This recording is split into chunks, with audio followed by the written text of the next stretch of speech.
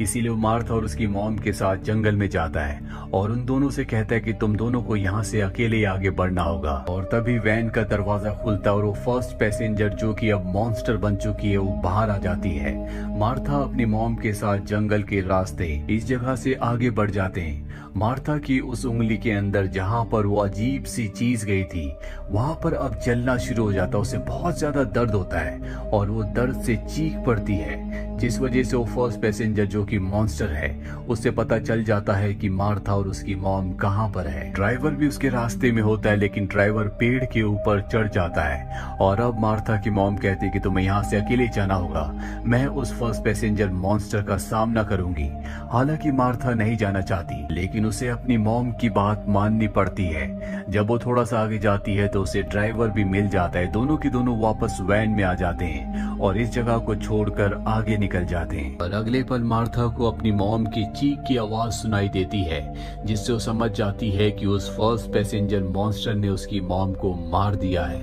अब जब ये लगातार आगे बढ़ रहे होते तभी इन्हें पता चलता है कि इनकी वैन का फ्यूल अब खत्म होने वाला है और जल्दी इनकी वैन रुक जाती है। पर किसी तरह से मुश्किलों का सामना करते हुए ये गैस स्टेशन तक पहुंच जाते हैं, जहां पर ड्राइवर को पता चलता है कि इनका जो पेट्रोल का टैंक है वो पूरी तरह से लीक हो चुका है, इसीलिए इनका फ्यूल खत्म हुआ होता है। ड्राइवर सबसे पहले उसे ठीक करता है लेकिन वो देखता है कि यहाँ पर गैस स्टेशन पर कोई भी नहीं है, इसीलिए अब इन्हें फ्यूल लेने के लिए जाना होगा।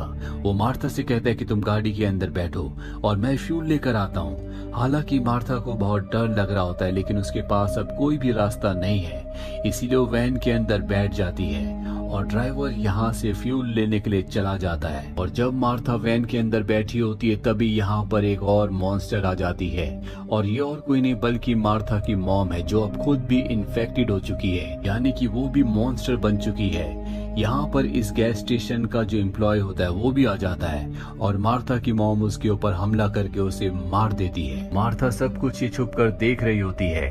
अब यहाँ पर ड्राइवर भी आ जाता है जो फ्यूल लेकर आ चुका है। ये अपनी गाड़ी में फ्यूल डालते हैं और मार्था और ड्राइवर यहाँ से निकल जाते हैं।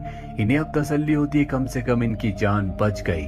पर अगले पल यहाँ पर बारिश भी होना शुरू हो जाती है। ड्राइवर को एहसास होता है कि उनकी गाड़ी के ऊपर कोई है और जैसे ही वो ब्रेक लगाता है तो आगे मॉन्स्टर गिरती है। दरअसल वो इनकी गाड़ी के ऊपर बैठकर इनका पीछा कर रही होती है और अब वो अपनी गाड़ी से कई बार उसे मारने की कोशिश करता है, जिसमें वो खुद भी बहुत ज्यादा थक जाता है, बहुत प्यासा होता है, इसीलिए मार्था से पानी मांगता है। उसने अपनी गाड़ी रोक दी होती है। मार्था गाड़ी से नीचे उतरती है पानी लेने के लिए और ठीक इसी पल वो मॉन्स्टर जिसे उसने मारने की कई बार कोशिश